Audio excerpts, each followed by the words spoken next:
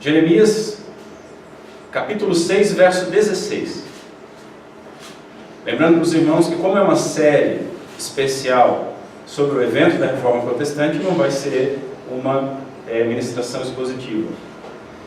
Diz assim: assim diz o Senhor, ponde-vos à margem no caminho e vede, perguntai pelas veredas antigas, qual é o bom caminho, andai por ele e achareis descanso para a vossa alma. Mas eles dizem, não andaremos. Curva a sua cabeça, vamos orar mais uma vez. Senhor Deus, nosso Pai, me ajuda os meus irmãos, apesar de todas as minhas debilidades e falhas, Senhor, que Teu Santo Espírito possa usar, que Teu Santo Espírito possa nos iluminar, e que Teu Santo Espírito possa guardar em nosso coração e transformar a nossa vida com aquilo que nós aprendemos. Glorifica, Senhor, o nome do Teu Filho em nosso meio. E, Senhor, obrigado pela data que nós estamos comemorando. Obrigado pelo maior avivamento da história. Obrigado porque Tu não deixou a igreja na decadência que ela se encontrava no século XVI, mas Tu levantou homens e mulheres com coragem que muitas vezes nos falta hoje. Senhor, nós não honramos, aliás, honramos esses homens pelo que eles fizeram, mas nós não glorificamos esses homens, glorificamos a Ti, que era Senhor desses homens e que é nosso Senhor. Muito obrigado, Senhor, pelo que nós temos comemorado e pela oportunidade de vivermos isso. Glorifica, Senhor, o Teu nome em nosso meio, é o que nós te pedimos em nome de Cristo Jesus. Amém. Irmãos, senhores, nessas exposições que eu tenho feito a respeito do aniversário da Reforma, nós expomos primeiramente os 5 pontos, chamados 5 pontos do calvinismo, as 5 doutrinas da graça, e eu bati, confesso, com bastante força, tanto na remonstrância como no semi-pelagianismo, quanto nos arminianos. Alguns podem até achar que foi com força demasiada, mas entendam, primeiro, eles têm praticamente a hegemonia dentro dos meios evangélicos. E entendam, há um retorno desse entendimento, como eu busquei provar nessas semanas, há um retorno para a base, o cerne do catolicismo romano, ainda que com outra roupagem. Isso é muito triste. Eu vi uma comemoração dentro de uma igreja luterana essa semana, onde um pastor luterano, de mãos dadas, com um bispo católico de um lado e um padre do outro lado, celebrando o movimento da Reforma. Não só Lutero, mas outros homens que perderam a vida por causa disso, se estivessem no caixão, se levantavam, mas estão na glória. E de lá eles olham e devem dizer misericórdia, Senhor. Igrejas católicas estão celebrando esse movimento. Como celebrando? Igrejas arminianas estão celebrando esse movimento. Como se vocês não defendem, e hoje novamente eu vou mostrar isso, vocês não defendem os princípios, os pilares, a herança desse movimento. Não há o que comemorar. Esse movimento vai contra o que vocês defendem. Essa é a realidade. E como eu disse, um rato não pode glorificar o dia que foi criada a ratoeira. Não dá para bater palma para um entendimento teológico que vai contra o que você defende. É irracional, é ilógico. Ah, mas nós todos podemos nos alegrar. Não, não pode, infelizmente não dá. Infelizmente não dá. Eu estive na reunião dos pastores, como eu falei para os irmãos, fui muito bem recebido pelos irmãos, e eu tenho dito isso, e guardem isso, nós divergimos teologicamente, mas a salvação não se dá por entendimento teológico, salvação não se dá por doutrina, salvação é por graça. Por graça. A mesma medida de graça que salvou cada um de vocês, foi a que me salvou e que salvou aqueles irmãos, ainda que entendamos diferente algumas coisas. Mas foi muito interessante que também foi uma das primeiras reuniões que foi um pastor luterano lá. E ele pediu a palavra para falar da Reforma. Enquanto ele falava, eu vi os comentários das pessoas dizendo, ele fala igual um padre. E ele falando da Reforma era algo totalmente... é a comemoração dos 500 anos da igreja luterana. Eles não entendem de onde nasceram, que é a gênese, ainda que eles se afastaram um pouco, mas é a gênese da igreja protestante. É terrível isso, é triste. Agora, quando eu bati no arminianismo, não foi para a gente se achar, não foi para me mostrar inteligente, ou para nós nos mostrarmos melhores que os outros. O meu desejo é que todos vocês se salvem, que todos vocês sejam salvos, alvos da graça de Deus, mas não apenas isso, que vocês tenham uma vida tranquila, não aquela vida oprimida por um sistema teológico que não dá segurança, que salva, mas não salva, que depende de alguma coisa de vocês, que acaba não glorificando a Deus verdadeiramente, e faz com que vocês tenham um culto que não é digno de Deus. Esse é o motivo disso, simplesmente esse, meus senhores. Daqui a 2 dias vai ser o dia 31 e o aniversário oficial dos 500 anos da Reforma Protestante. Como eu já falei, para mim é o maior avivamento da história. E ainda que católicos e teóricos chamem de uma revolução, e de fato foi, porque mudou todo o mundo como se entendia no século XVI, mas eles falam essa revolução num termo pejorativo, puxando Lutero para um revolucionário meio como um Lenin, um Marx, alguém assim, alguém que abalou a estrutura do mundo. Entendo a posição deles, mas entendo também que foi abalada a estrutura. Mas o que até mesmo os católicos devem entender é que houve consequências positivas, inclusive no meio deles. Houve o Concílio de Trento após isso, onde muitas coisas foram repensadas, algumas coisas foram abolidas e algumas coisas só foram fortalecidas para se opor aos protestantes. Mas a Reforma Protestante, ela abalou de fato até mesmo o entendimento católico romano. Agora, apesar dessa comunidade aqui estar vivendo a sua própria reforma, nós tínhamos entendimento, pela graça de Deus, e isso não se deve a homem algum. É a graça de Deus, foi a Bíblia que foi aberta, a Bíblia que foi lida, o Espírito Santo que nos iluminou e nos guiou para o entendimento da tradição reformada. Não há mérito em homem algum, mas em Deus, que teve misericórdia de nós. Ainda que nós estejamos vivendo a nossa própria reforma, será que a igreja como um todo, ela tem o que comemorar? Será que a igreja pode de fato comemorar? Será que as comunidades elas têm algo para que legal, né? Vamos comemorar porque de fato isso modificou a nossa estrutura e nós nos mantemos fiéis? Será que tem se mantido fiel? Olhando para a história da igreja, a igreja ela é constituída em Gênesis capítulo 12, no chamado de Abraão.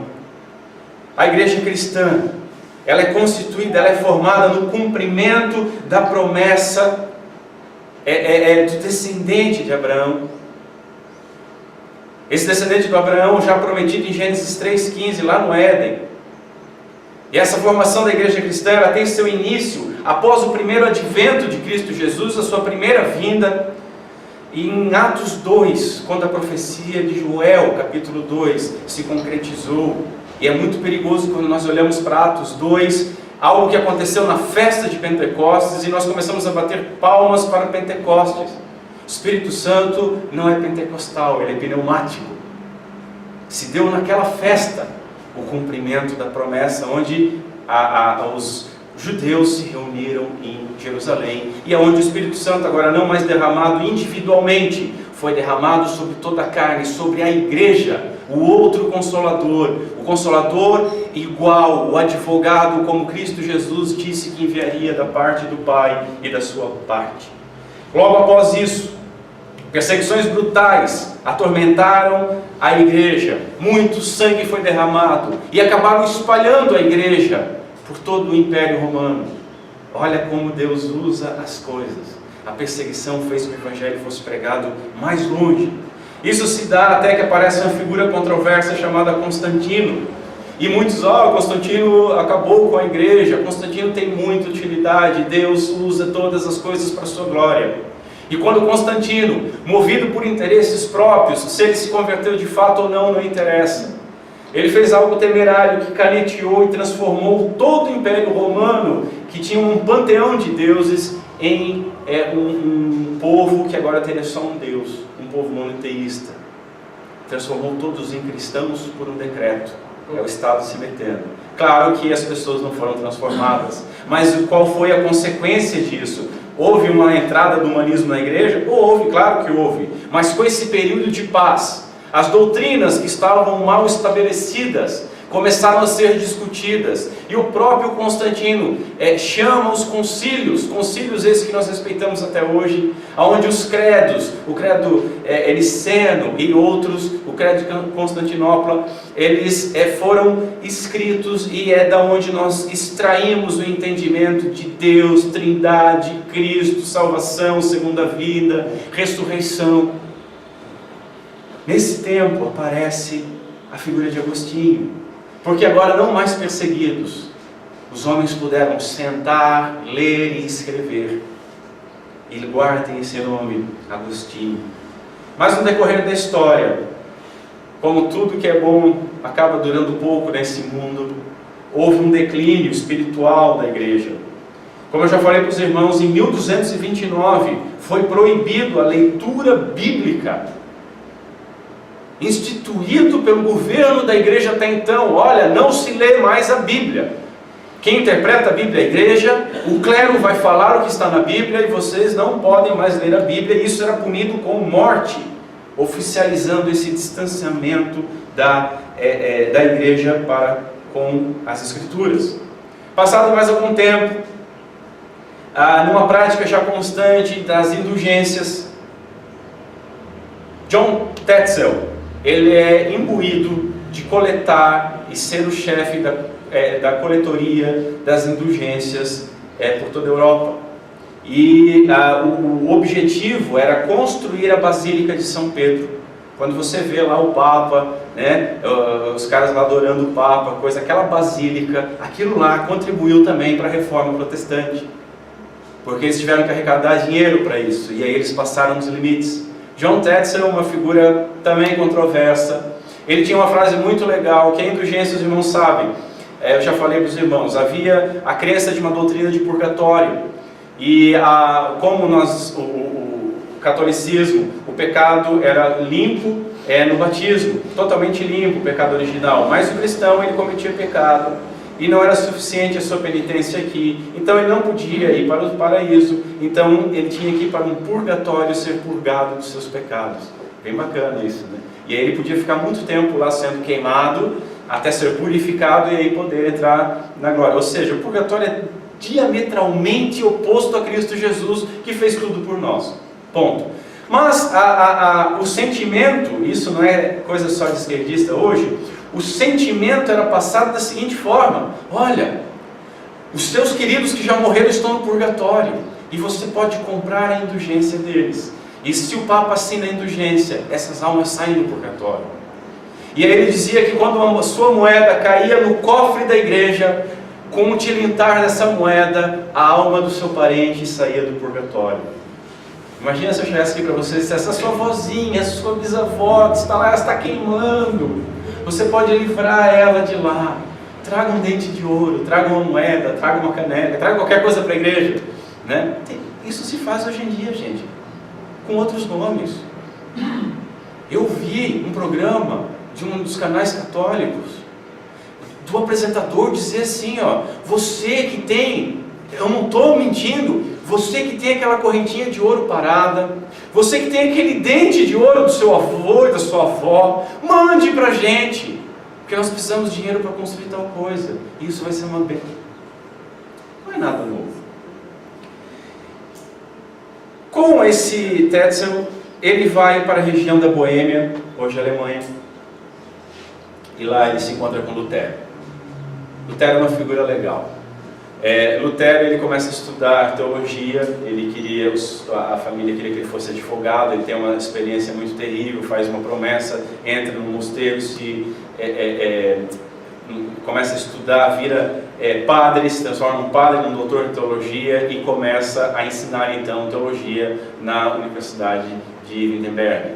Lutero, ele era um ser já tocado pelo Espírito Santo, e os católicos riem disso, eu acho engraçado isso, porque porque ele era uma pessoa com um profundo sentimento de seu pecado e se sentia profundamente atormentado pelo seu pecado, e ele via Deus como alguém irado contra ele, porque ele sabia que não podia agradar a Deus.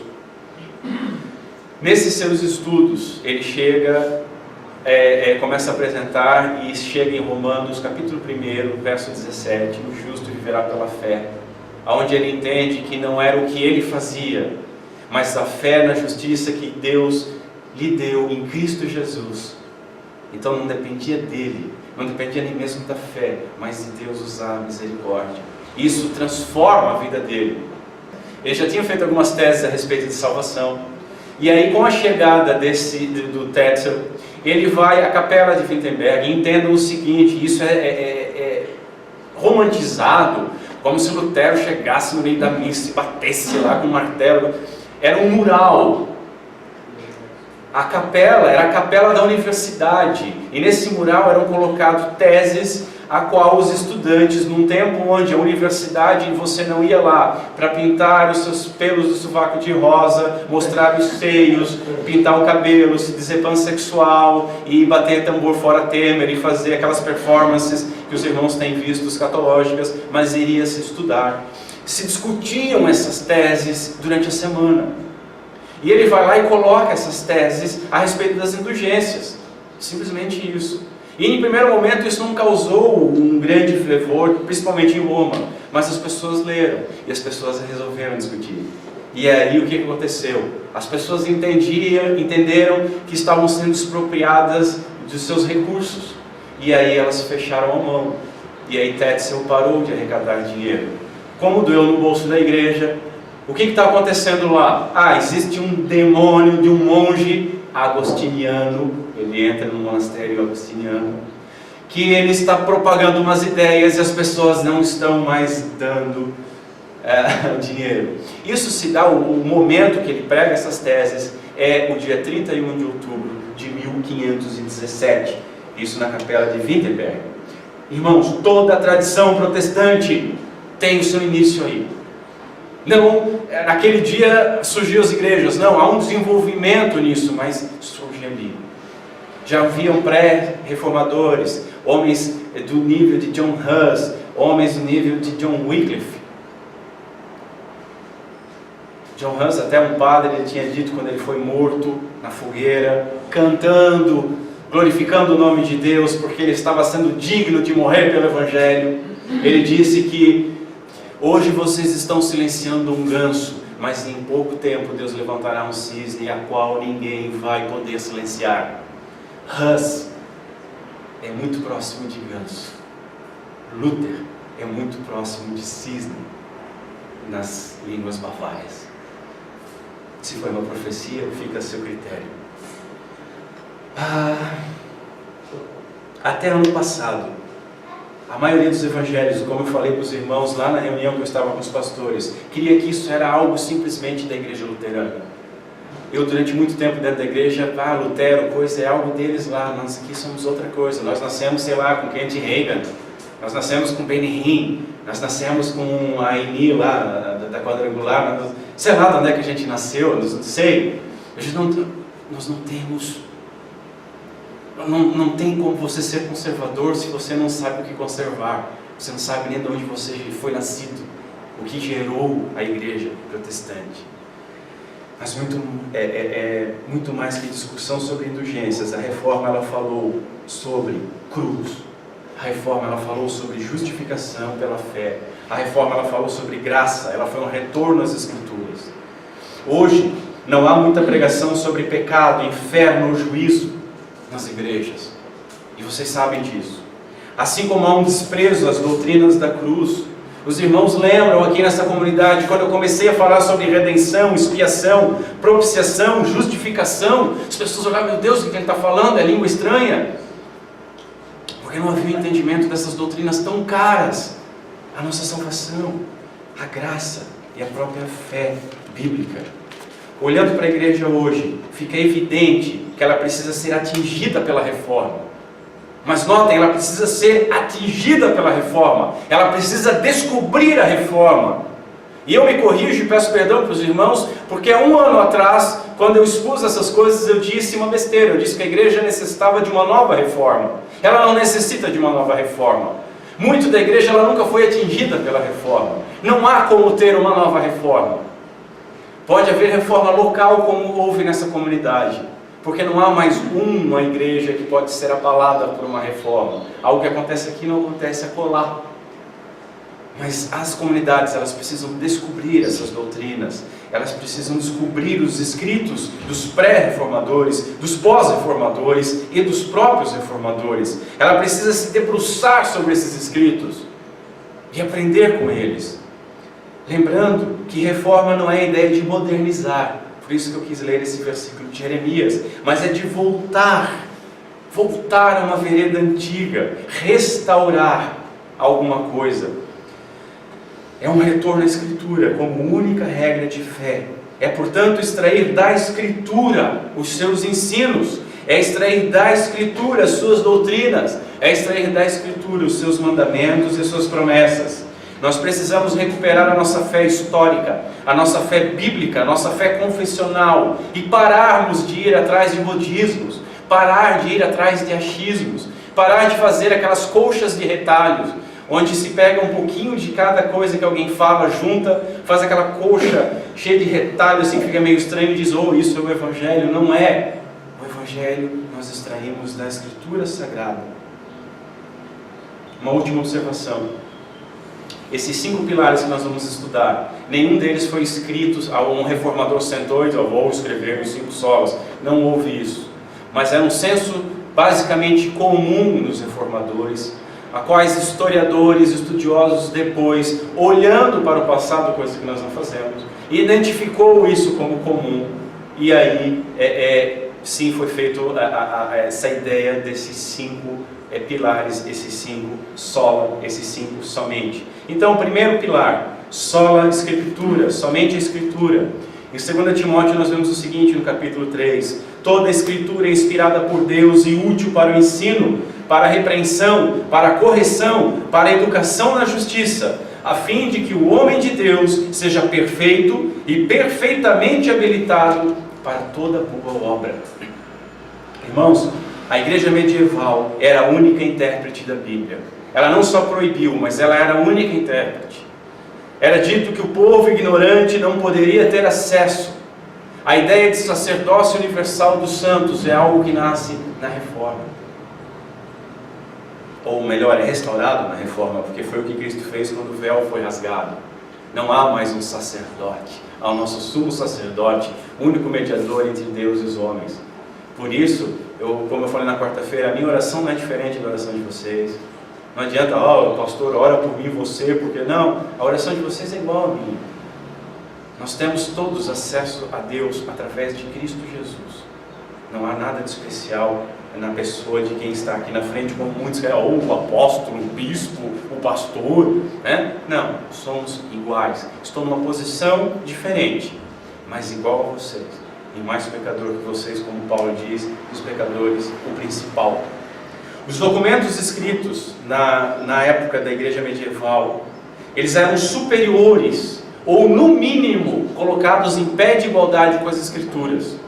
Então, na controvérsia de próprio Lutero, muitas vezes não era combatido uma ideia com um verso bíblico, mas com algo que estava em uma bula papal, numa encíclica. Eles criam que a igreja dava autoridade à Bíblia, a igreja dava autoridade à Bíblia, e não a Bíblia que dá ou tira a autoridade da igreja. Basicamente, a igreja tinha o controle sobre a palavra de Deus. Nós definimos o que é a palavra de Deus e nós dizemos o que daqui deve se seguir ou não. Pelo contrário, nós devemos nos curvar à palavra. Hoje, profetas, experiências, além daquele pragmatismo de funciona, tá bom, eles têm sido colocados em pé de igualdade com a Escritura Sagrada. Hoje, qualquer pessoa que levanta do meio, eis que te digo, aquilo é tão canônico, parece que o cara estava no Sinai e ouviu Deus falando como Moisés. Isso é terrível. Nós cremos que a Bíblia, somente ela é inerrante, que somente ela, no seu texto original, devidamente interpretado, é infalível. Irmãos, nem concílios, nem credos, nem as confissões, nós somos uma igreja confessional, mas nem elas, nem homem algum tem primazia sobre a Escritura. É ela que dá autoridade, é ela que deve moldar tudo aquilo que nós fazemos. Ela é o padrão pelo qual todo ensino, todo comportamento, toda liturgia, ou seja, toda forma de culto, seja na igreja, seja na sua casa, toda música, tudo aquilo que se crê deve ser avaliado. É pela Escritura. Se vai contra a Escritura, deve ser abandonado. Simplesmente assim. Lutero disse que um simples leigo, armado com as Escrituras, é maior e mais poderoso que qualquer papa sem elas. Desde John Wycliffe, que eu citei, os homens desejavam colocar as Escrituras na mão do povo, para que o povo tivesse acesso à palavra de Deus. No período da Reforma, Deus preparou tudo para que a Reforma pudesse eclodir. Levantou o surgimento da tipografia com Gutenberg, que imprimiu o primeiro livro. Qual foi? A Bíblia. E todos os escritos da época começaram a ser desenvolvidos. Numa época onde houve o Renascimento, o pessoal, uma corrente filosófica, onde o pessoal começou a olhar para os escritos do passado, para os grandes filósofos, para o período da patrística da igreja e para a Escritura Sagrada, no texto grego e no texto hebraico. Surge a figura de Erasmo de Roterdã, que faz um apanhado dos textos gregos e faz o Novo Testamento com o texto original e não como se tinha até então dentro da Vulgata feita por São Jerônimo em latim. Nessa época surge também Tyndale. Esse cara, ele lutou muito para imprimir, ele imprimia a palavra de Deus e eles jogavam fora, eles compravam para queimar. E ele, desanimado com isso, as pessoas até diziam assim para ele: cara, não fica tranquilo, porque com o lucro da Bíblia que eles compraram para queimar, você faz duas e continua distribuindo. Esse cara, ele ouviu certa feita um teólogo católico dizendo o seguinte: seria melhor nós não termos as leis de Deus se nós tivéssemos só as leis do Papa. E Tyndale responde para ele o seguinte: se Deus me der vida, em poucos anos eu farei que até mesmo um menino que ara a terra tenha mais conhecimento sobre as Escrituras do que qualquer Papa. Nós temos a Bíblia hoje por causa de homens assim. Por isso nós somos culpados quando desprezamos a palavra de Deus. A palavra de Deus foi escrita com sangue de Cristo Jesus, mas não só isso, ela carrega o sangue de muitos mártires para chegar nas nossas mãos. Irmãos, a Bíblia é definitiva, a Bíblia é a revelação de Deus, não existe mais revelação hoje. A Bíblia foi fechada, é canônica. O que está aqui, não se acrescenta mais absolutamente nada. Igreja, credo, prática, tudo está debaixo da autoridade da Bíblia e não o contrário. Portanto, sola Escritura significa, é a palavra de Deus somente, não a palavra em mais alguma coisa. De fato, tudo é avaliado e aprendido subordinado a ela. Mas isso nos leva a um segundo pilar: solos Christus, ou somente Cristo. Na Escritura nós encontramos o seguinte, ainda em 2 Timóteo, aí no capítulo 2: portanto, há um só Deus e um só mediador entre Deus e os homens, Cristo Jesus, homem. À medida que a fé evangélica ela foi se secularizando, seus interesses começaram a se misturar com a cultura secular. Ao invés da igreja ser o sal da terra, a igreja começou a ser adocicada pelo mundo, começou a absorver o mundo. Cristo e a sua cruz têm sido deslocados do centro da nossa visão, do centro do nosso desejo, do centro dos nossos cultos e do centro das nossas mensagens. Você consegue em muitos lugares ir em diversos cultos e não ouvir nenhuma menção à cruz, a pecado. E a Cristo só é evocado quando é para te abençoar ou te curar e nada mais. Não muito diferente da época da Reforma. Hoje a igreja apenas com uma roupagem mimética. O mimetismo é uma característica daqueles animais de se camuflarem ao meio ambiente.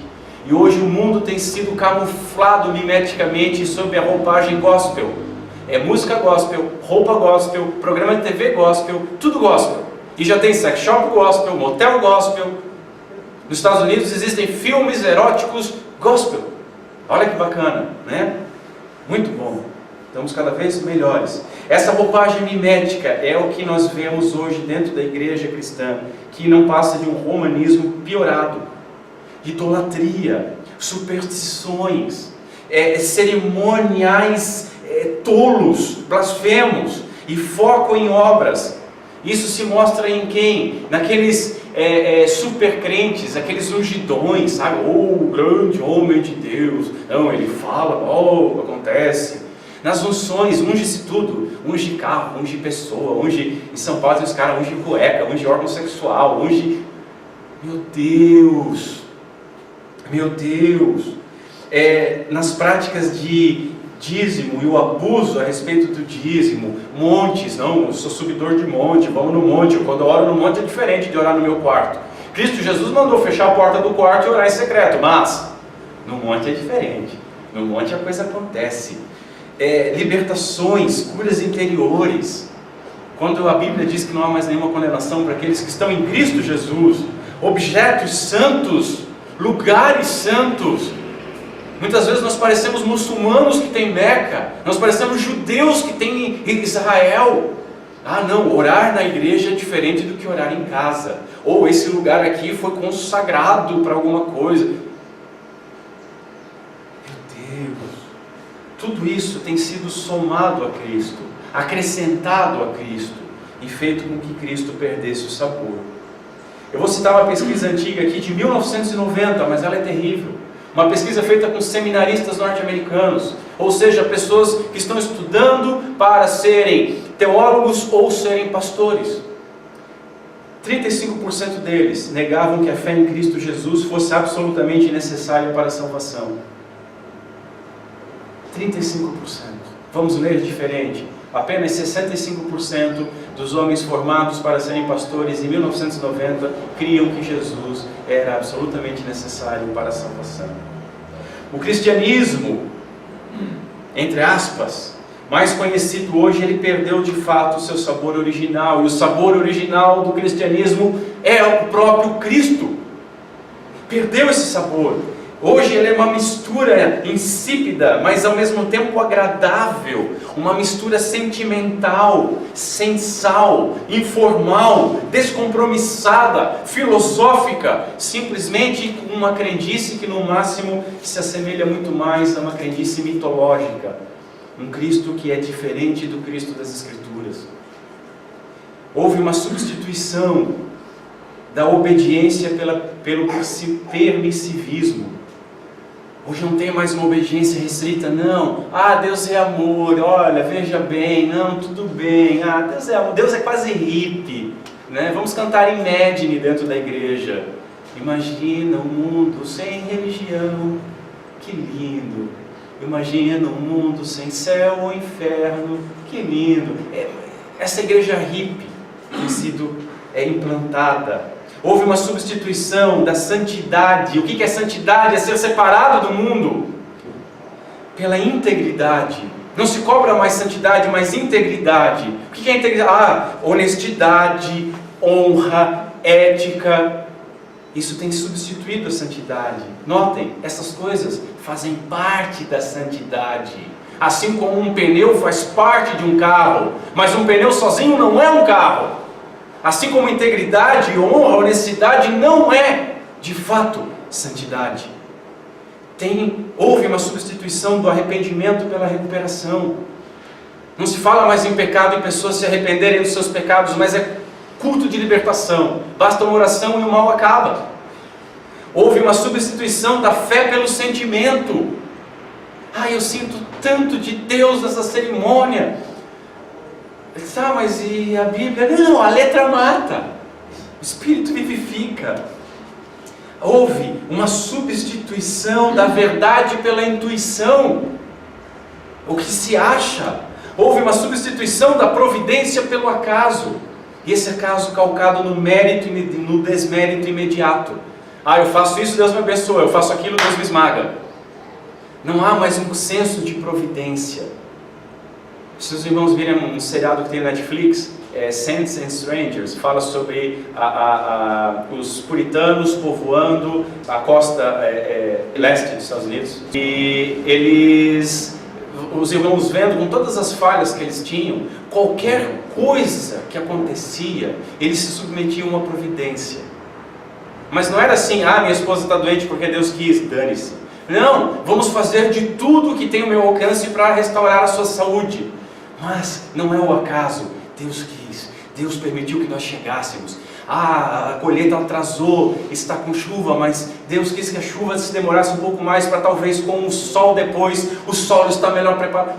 Tudo, eles tinham uma submissão à soberania e à providência de Deus.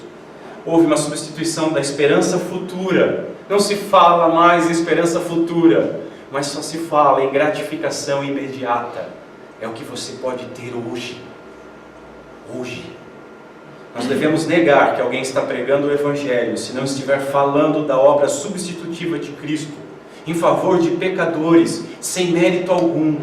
E se somente Cristo e a sua obra não estiverem sendo invocados. Não é Evangelho isso. Não há outro mediador, nada se acrescenta a Ele, é somente Jesus, não é Jesus e mais alguma coisa. Jesus fez tudo, todo o necessário, está consumado, Ele bradou na cruz do Calvário. Qualquer vírgula acrescentado a Cristo é uma deturpação da Boa Nova. Qualquer vírgula retirado do Evangelho é uma deturpação da Boa Nova. O próprio Senhor Jesus diz o seguinte: quem crer em mim, como diz as Escrituras, do seu interior fluirão rios de água viva. Nós precisamos crer de fato e declarar que Cristo é o único e suficiente. Ele é o profeta, Ele é sacerdote, Ele é rei. Lembram dos 3 ofícios de Cristo que nós aprendemos numa quarta-feira? Sacerdote, profeta e rei. Como profeta, pela Escritura, Ele se revelou. E Ele já disse tudo o que precisamos ouvir. Tem até uma brincadeirinha que diz: Deus falou um monte comigo hoje. Falou em um monte de páginas da Escritura. É aqui que Ele vai falar com você. Mas Ele não é só profeta, Ele é sacerdote. Ele já fez toda a mediação entre Deus e os homens. Ele foi o sumo sacerdote que apresentou o sacrifício. Ele foi o sacrifício, o Cordeiro Santo. Ele foi o propiciatório, porque o sacrifício só é santo porque Ele é santo. E assim como João 17 e Romanos nos diz que até hoje, e Hebreus também, que até hoje Ele é o nosso intercessor na sua função de sumo sacerdote. Como rei, lhe foi dada toda a autoridade no céu e na terra. Ou seja, não precisamos nem podemos ter outro rei. Ele é o nosso único Senhor. Nem guru, nem apóstolo, nem santo, nem objeto, nada. Nós precisamos, irmãos, somente de Cristo Jesus. Isso nos leva ao terceiro pilar: sola gratia, somente a graça. Lá em Efésios capítulo 2 nós lemos o seguinte: porque pela graça sois salvos mediante a fé, isso não vem de vós, é dom de Deus. Naquela mesma pesquisa que eu falei para os irmãos de 1990, notem, são 27 anos. E não tenho esperança falsa que o negócio melhorou de lá para cá. Nessa pesquisa, 77% dos evangélicos acreditavam que os seres humanos são basicamente bons. Lembra que nós estudamos a depravação total e eu falei que o cerne do entendimento da salvação está na doutrina da depravação total, de que todos os homens nasceram pecadores, não há quem busque a Deus, não há um justo sequer, estamos mortos em delitos e pecados, não podemos ir a Cristo e nem podemos nos inclinar às coisas do Espírito, diz Paulo. Mas para eles o homem é bom.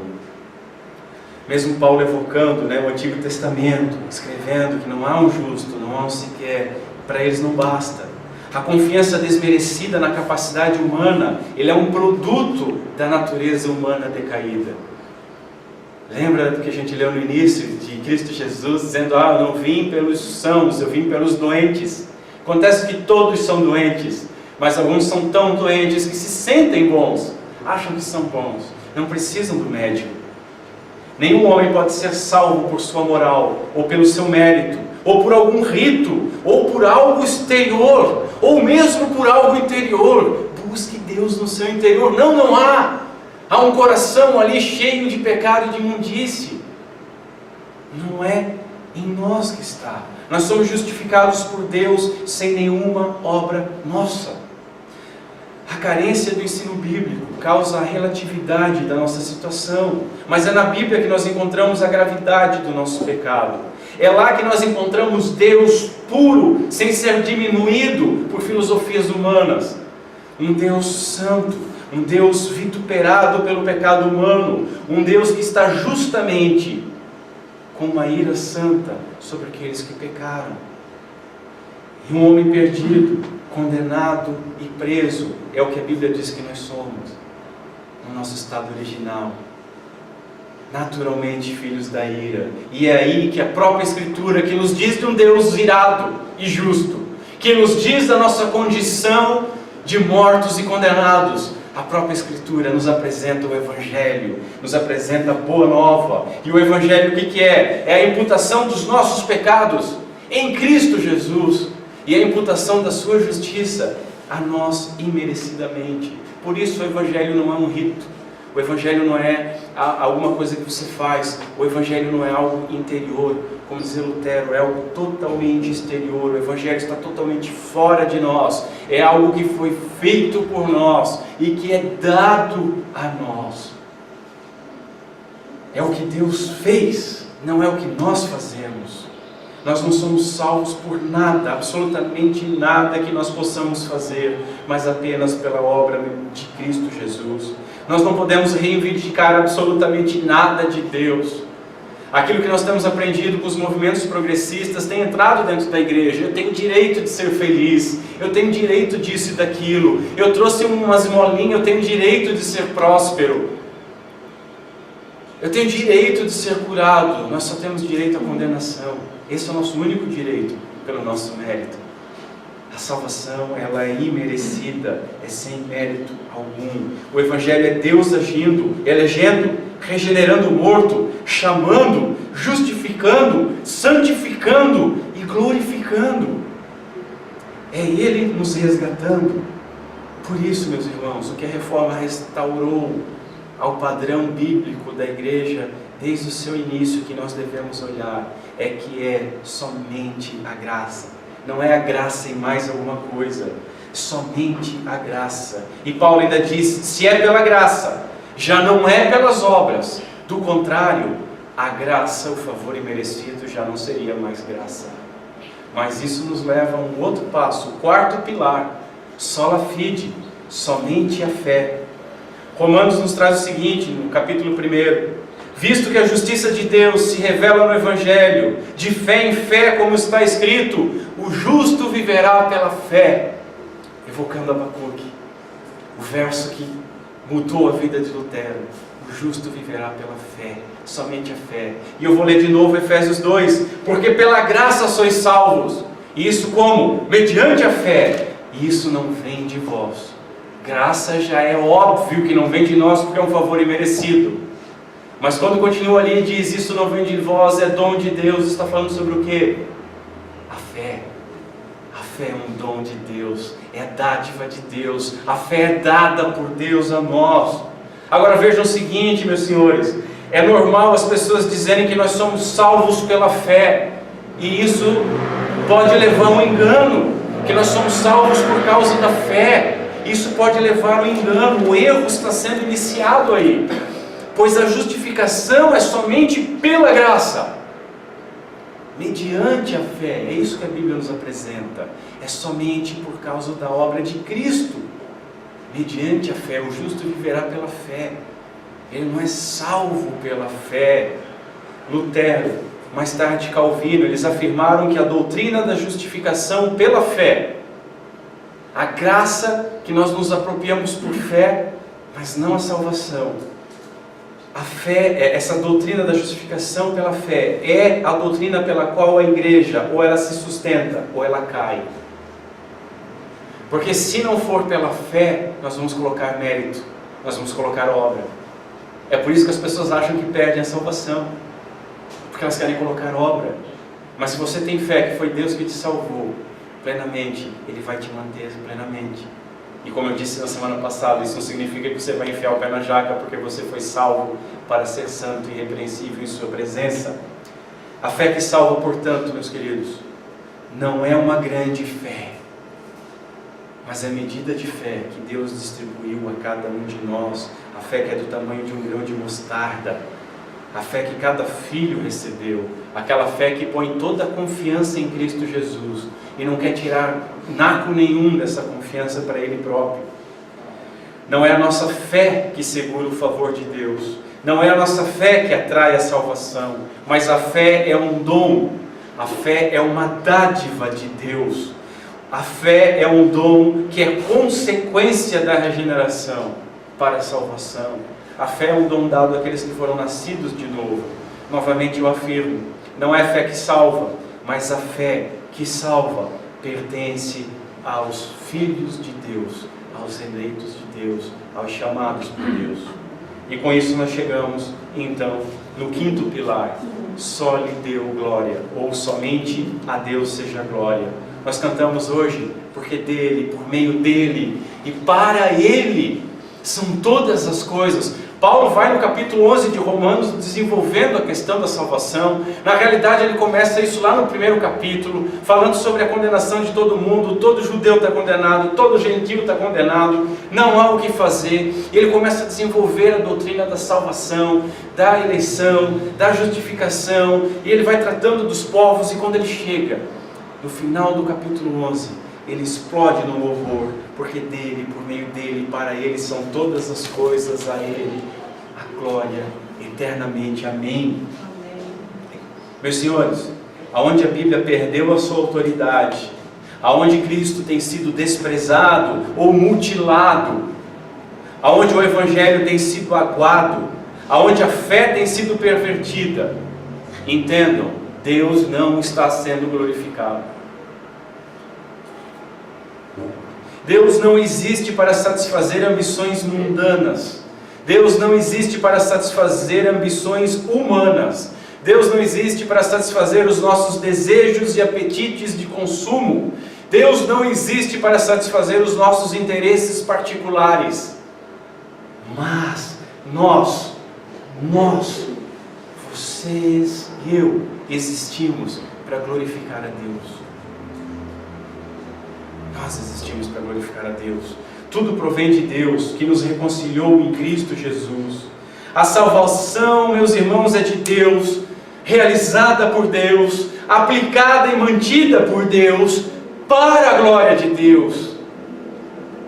As Escrituras, elas vieram de Deus. As Escrituras vieram pela ação e inspiração de Deus, e elas permanecem eternamente para a glória de Deus. A justificação pela fé vem de Deus. Deus nos justifica, Deus concede a fé, e é por meio de Deus e para a glória de Deus. A graça, onde é a fonte da graça? A fonte da graça é no beneplácito de Deus, no bem-querer da sua vontade livre. Ela vem a nós pela ação do Espírito Santo, pela obra do Filho, para a glória do Pai. Cristo, unigênito de Deus, o melhor de Deus, ele foi enviado por Deus para pecadores. Cristo é a expressão exata de Deus, e ele fez tudo para a glória do Pai. Quando os homens, eles desviam a glória de Deus e põem essa glória em si mesmos, eles pecam. Quando os homens desviam, por menor que seja a glória de Deus, naturalmente eles colocam a glória em si mesmos. Os irmãos já ouviram várias vezes o termo vanglória. Ele está se vangloriando de alguma coisa. Mas já pararam para pensar no que significa vanglória? Vanglória é uma glória vã. O que é uma glória vã? É glorificar aquilo que não merece ser glorificado. E o que é glorificar aquilo que não merece ser glorificado? Idolatria, orgulho, coisas que são abomináveis a Deus. Veja, Deus ele não reparte a sua glória com ninguém, com nenhum homem. Nós não podemos glorificar a Deus se o nosso culto for um entretenimento para a nossa carne, justificando que isso é para Deus.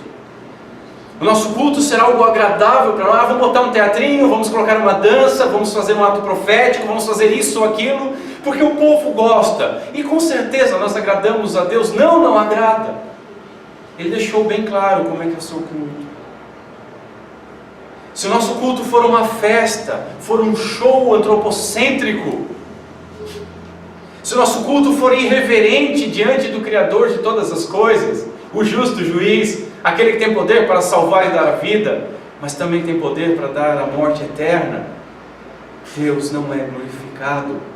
Se a fé for substituída por méritos, se a graça for substituída por obras, se Cristo for substituído por ídolos, se a Bíblia for substituída por psicologia ou por achismo, nós não estamos glorificando a Deus. Por mais que você tente usar uma linguagem mimética, gospel, duras palavras, se o evangelho que pregamos não passa de testemunhos, eu era terrível, aí falo 50 minutos de tudo que eu fazia de mal, é uma glorificação do homem mau, aí lá no finalzinho mas um dia Jesus me salvou, amém, irmãos? E acabou, que isso? Parece aquela música que zombava da igreja, eu era bêbado e vivia drogado, mas hoje estou curado e encontrei Jesus.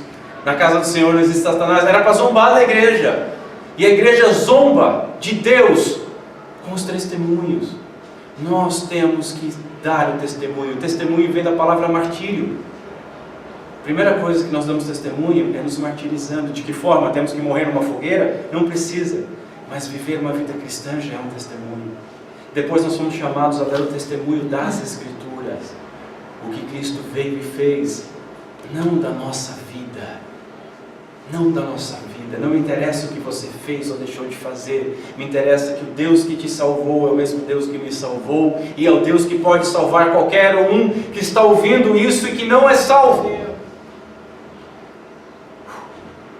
Se o evangelho que pregamos não passa então desses testemunhos de palestras motivacionais, ou você é o melhor de Deus, ou você nasceu para ser cabeça e não cauda, se não passa de autoajuda, 12 passos para ser próspero, 12 passos para ter um casamento bom, 12 passos para ser um bom cristão, irmãos, Deus não tem sido glorificado. Precisamos pregar a Escritura. Pregar a Escritura é pregar Cristo da Escritura. Pregar Cristo da Escritura é pregar a cruz. Pregar a cruz é pregar a graça. Pregar a graça é pregar a justificação sem méritos. O que é uma justificação sem méritos? É uma justificação pela fé. Pregar a justificação pela fé é atribuir o todo da salvação, não parte, mas o todo da salvação a Deus. É glorificá-lo em tudo, e é glorificá-lo por tudo. As igrejas têm crescido em nossa nação e no mundo todo. Elas têm crescido numericamente. O Brasil se vangloria, de novo, uma vanglória, de que 33% da população é evangélica. Será que de fato é? Será que esse crescimento numérico, ele representa um crescimento do reino real?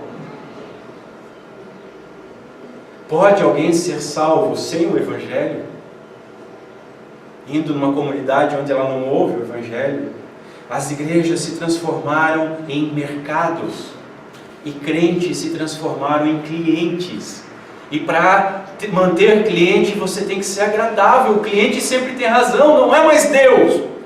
É o cliente que tem razão. Eles é que tem que ser agradado. O culto não é mais para a glória de Deus. O homem não é mais confrontado com o pecado. O homem não é mais quebrantado. O homem não é mais conduzido a Cristo Jesus para ser salvo. Mas não, o culto agora é um ambiente confortável, com músicas agradáveis, com uma palestra que mostra como você é importante. E isso, meus irmãos, não glorifica a Deus. Para encerrar, eu reafirmo, nós não precisamos de uma nova reforma. Nós precisamos da reforma. Resgatar o que foi ensinado e o que foi trazido à tona por Deus na reforma. Nós devemos voltar às veredas antigas, como nós lemos no início. Reformar pela Bíblia o nosso culto. Pela Bíblia, não pelo que nós achamos ou sentimos. Restaurar a pregação do Evangelho genuíno, que é puro, que é simples, que é bíblico.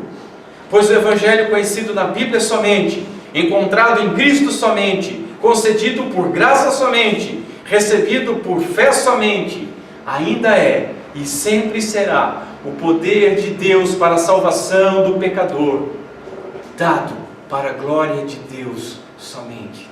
Vamos ficar em pé.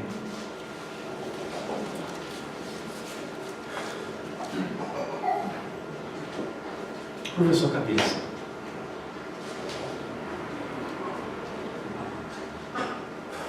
Senhor Deus, nosso Pai, em primeiro lugar nós glorificamos o Teu santo nome por tudo que Tu és. Glorificamos o Teu nome por tudo que Tu tens feito.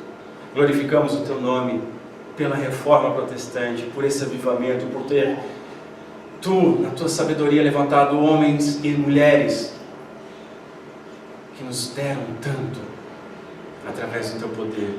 Muito obrigado e glorificado seja o Teu santo nome por isso. Obrigado, Senhor, também porque essa comunidade conseguiu compreender e foi atingida. E que nós não nos acomodemos jamais, mas uma igreja reformada, ela tem que sempre se reformar. Porque a nossa natureza, Senhor, se afasta sempre dos Teus caminhos. Mas nós pedimos que o Teu Santo Espírito nos guie, que a Tua Santa Palavra seja luz no nosso caminho. O que Teu cajado, mesmo com lambadas, nos consolem e nos guiem no caminho correto. Por fim, Senhor, nós pedimos perdão. Pedimos perdão pelo modo como Teu Evangelho tem sido destruído, relativizado, adulterado, aguado, vituperado em muitas comunidades. Tem misericórdia, Senhor, que esse entendimento possa chegar a mais e mais pessoas, mais e mais igrejas, mais e mais jovens, mulheres, idosos, crianças, que mais líderes, pastores tenham a humildade de compreender aonde estão errando e possam se voltar às Escrituras para a honra e glória do Teu santo nome. Nós não queremos ser únicos, sabemos que não somos únicos, há muito mais de 7.000 lá fora, e nós pedimos que Tu trabalhe na vida dessas pessoas. E por fim ainda pedimos desculpas, Senhor, porque é fácil olhar os erros dos outros. E a gente tem uma capacidade, Senhor, de enxergar cisco que é tremenda, mesmo com as traves dos nossos. Senhor, tem misericórdia de nós e nos perdoa. Perdoa porque nós não temos glorificado o Teu nome como Tu merece. Nós estamos muito distantes de ter uma vida e um culto baseado no só na Escritura, somente a Tua Palavra. Nós não temos vivido realmente somente para Cristo e confiado somente em Cristo. Muitas vezes nós não vivemos somente pela fé, muitas vezes desconfiamos de viver somente pela graça. E, Senhor, constantemente nós não temos vivido somente para a glória do Teu santo nome.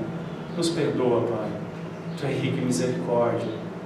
Obrigado por essa chamada e nos ajuda. Glorifica o Teu santo nome em nossa vida. Glorifica o nome do Teu Filho. Nos faça ser um reflexo em tudo que nós fizermos, pensarmos e agirmos. É o que nós Te pedimos, Senhor, em nome de Cristo Jesus. Amém. E amém.